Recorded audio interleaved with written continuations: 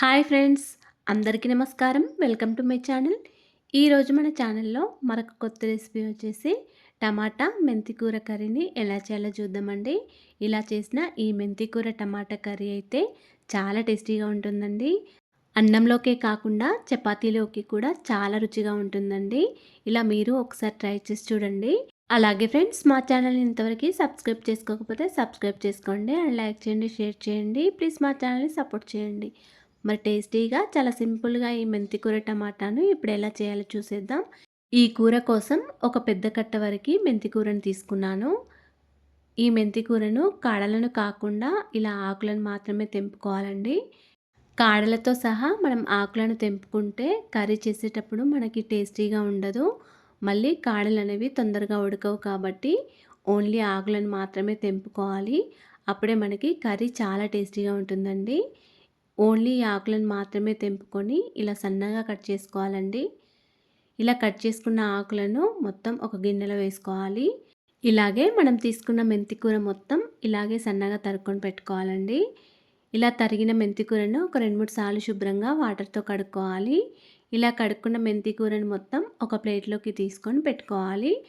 ఆకుకూరలో మట్టి ఎక్కువగా ఉంటుంది కాబట్టి ఒక 2-3 సార్లు అయినా కడుక్కోవాలండి. ఇలా కడిగిన తర్వాతనే మెంతికూరనంతా కూడా ఒక ప్లేట్లోకి వేసుకోవాలి. తర్వాత టమాటాలు వచ్చేసి ఒక 1/2 కేజీ వరకు తీసుకున్నానండి. టమాటాలు అయితే హైబ్రిడ్వి కాకుండా ఇలా దేశవాళీ టమాటాలు తీసుకోండి. నేనైతే దేశవాళీ టమాటాలు తీసుకున్నాను. ఈ టమాటాలు అయితే కూర రుచి పుల్లగా చాలా టేస్టీగా ఉంటుందండి. తర్వాత ఒక 5-6 వరకు పచ్చిమిర్చి, ఒక పెద్ద సైజు ఆనియన్ని కట్ చేసుకొని పెట్టుకోవాలి. ఇప్పుడు స్టవ్ ఆన్ చేసుకొని ఒక కడాయిలో 2 టేబుల్ స్పూన్ వరకు ఆయిల్ వేసుకోవాలి. ఆయిల్ వేడైన తర్వాత మనం కట్ చేసుకొని పెట్టుకున్న పచ్చిమిర్చి, ఉల్లిపాయ ముక్కలను వేసుకొని ఫ్రై చేసుకోవాలి. ఇవి లైట్గా కలర్ వచ్చే వరకు ఫ్రై చేసుకోవాలండి. ఇవి కొద్దిగా కలర్ మారిన తర్వాత మనం కట్ చేసుకొని పెట్టుకున్న మెంతి కూరను వేసుకోవాలి. ఇలా మెంతి కూరను మనం ముందే ఆయిల్లో ఫ్రై చేసుకోవడం వల్ల కూర చాలా టేస్టీగా ఉంటుందండి. అందుకే అల్లం వెల్లుల్లి పేస్ట్ వేయకముందే ఈ మెంతి కూరను కొద్దిగా ఫ్రై చేసుకోవాలి. ఇలా మెంతి కూర అంతా కూడా దగ్గరగా అయ్యే వరకు ఫ్రై చేసుకోవాలండి. ఇలా ఫ్రై చేసుకున్న తర్వాతనే దీనిలోకి ఒక టేబుల్ స్పూన్ వరకు అల్లం వెల్లుల్లి పేస్ట్ వేసుకోవాలి.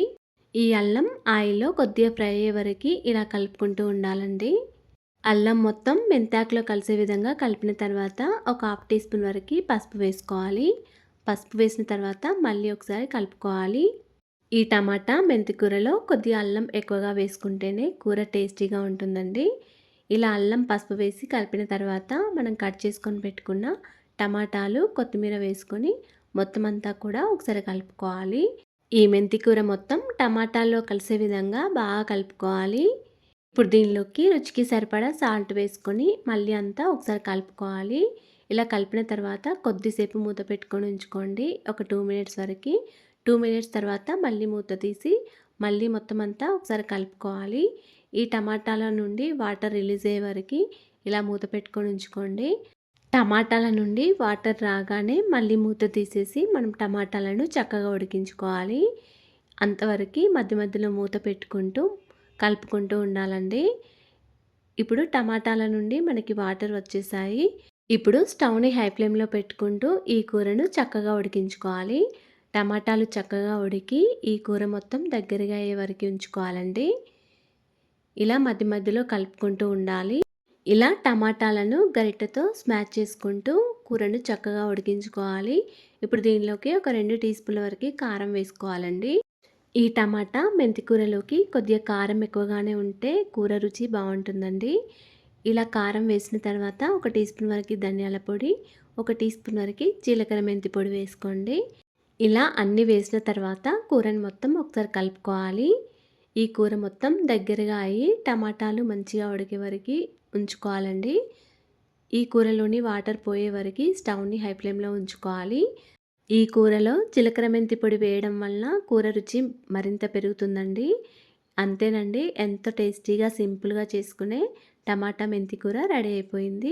మీరు కూడా ఇలా ఒకసారి ట్రై చేసి చూడండి. ఇలా చేసిన ఈ టమాటా మెంతి కూర కర్రీ అయితే అన్నంలోకే కాకుండా చపాతీలోకి కూడా చాలా టేస్టీగా ఉంటుందండి. అలాగే ఫ్రెండ్స్, మా ఛానల్ ఇంతవరకు సబ్స్క్రైబ్ చేసుకోకపోతే సబ్స్క్రైబ్ చేసుకోండి అండ్ లైక్ చేయండి, షేర్ చేయండి. ప్లీజ్ మా ఛానల్ని సపోర్ట్ చేయండి. Thanks for watching.